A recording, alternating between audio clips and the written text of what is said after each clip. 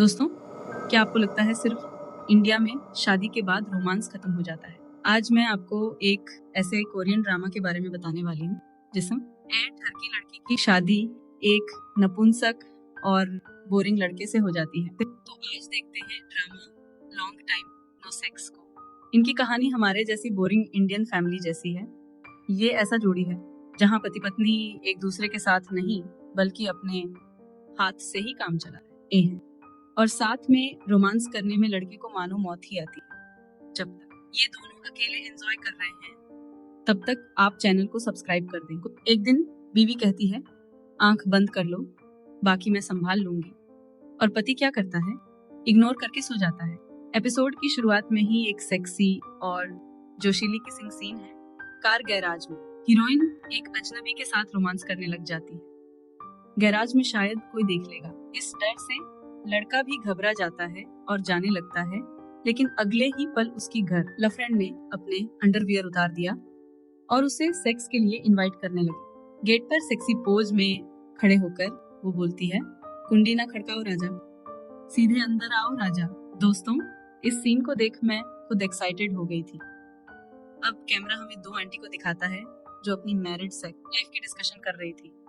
लाल कपड़े वाली महिला बताती है कि उसके पति दूध पीने के शौकीन थे और मुझे पानी पानी कर देते थे, लेकिन आजकल एक बूंद पानी क्या मेरी लाइफ में सूखा पड़ा हुआ है। मेरी बॉडी में कमजोरी और टाइटनेस फील होती है। दूसरी लड़की बोलती है कि वो शादी के बाद अपनी जिंदगी में कभी सूखा नहीं पड़ने देगी। अब हम उस लड़की की सारी फैंटेसी को देखते हैं, लेकिन असली मजा तो कहानी में अब आएगा। 7 साल बाद उसकी शादी हो जाती है। लड़की के अंदर जोश भरा पड़ा है, लेकिन उसका पति एक बोरिंग इंसान है। अजीब बात यह है कि वो लोग साथ में सेक्स नहीं करते, बल्कि अपने हाथ से ही अकेले अकेले काम चला रहे हैं। एक रात बेड में लड़की उसके साथ सेक्स करने के लिए मोटिवेट करती है। वो बोलती है कि उसका पति आंख बंद कर ले और बाकी सब कुछ वो कर लेगी, लेकिन पति या तो नपुंसक है या डरपोक, वो उससे मना कर देता है। अब हम देखते हैं कि बैंक लोन की EMI बढ़ गई थी और उनका हाउस लोन की किश्त भी नहीं भरी थी। इसके अलावा उसके पति का काम भी मंदा चल रहा है। पति सैमुअल एक टैक्सी ड्राइवर है, लेकिन बेचारे की गाड़ी भारी बारिश में भीगकर खराब हो गई। बीमा कंपनी ने क्लेम देने से भी मना कर दिया क्योंकि बीमा कंपनी के पास CCTV फुटेज के सबूत थे।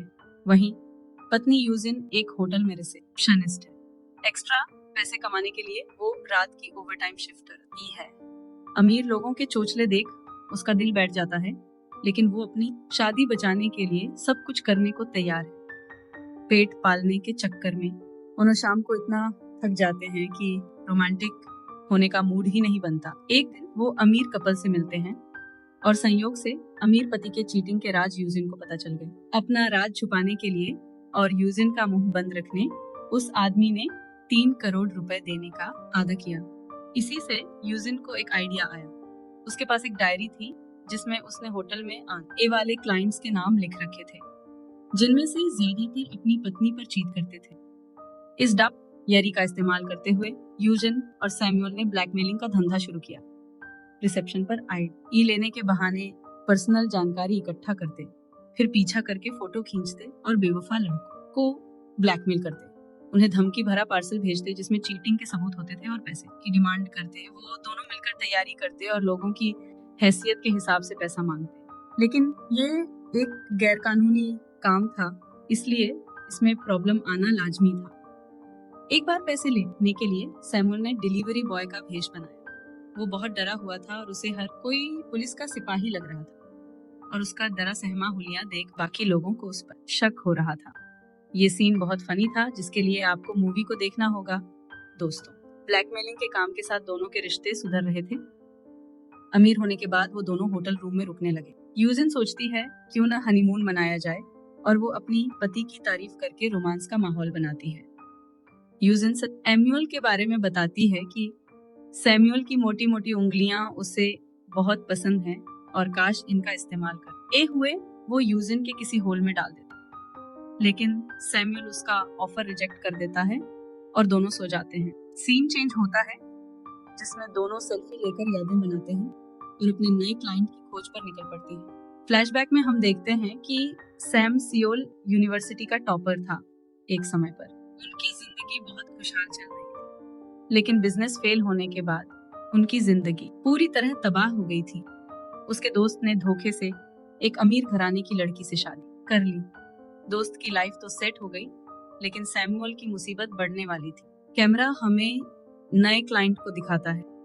जब इन्हें पता चलता है कि क्लाइंट तो एक पावरफुल सरकारी वकील है, यूजिन डर कर पीछे हट जाती हैं, क्योंकि वो जानती हैं अमीर और ताकतवर लोगों से पंगा लेना जोखिम भरा हो सकता है। डिस्कशन के वक्त यूजिन ने बताया कि वो कोई नया क्लाइंट ढूंढना चाहती है।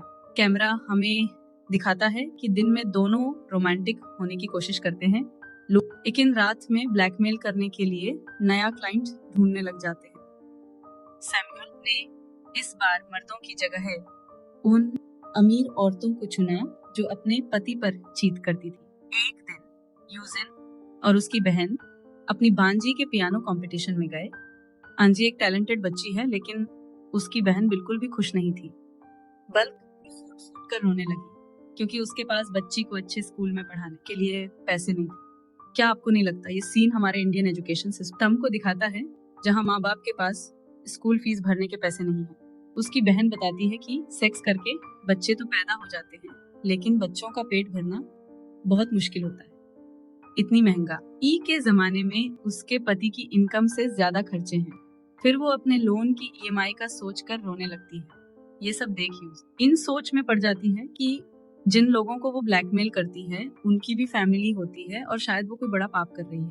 लेकिन सैमुअल उसे समझाता कि चीटिंग करना भी गलत है और एक गलत को सही करने के लिए दूसरे गलत का सहारा ले सकते हैं। एक कार में वो क्लाइंट को सेक्स करते हुए पकड़ लेते हैं और सैमुअल वीडियो रिकॉर्ड कर लेता है। ये सब देख यूजिन सैमुअल को बोलती है, तुमसे तो घर में भी सेक्स नहीं होता और तुम्हें इन लोगों से कुछ सीखना चाहिए।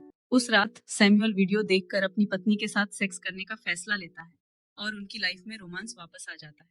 दोस्तों, आज का वीडियो यहीं खत्म होता है। अगर आपको वीडियो पसंद आए तो लाइक करें और इस चैनल को सब्सक्राइब जरूर करें।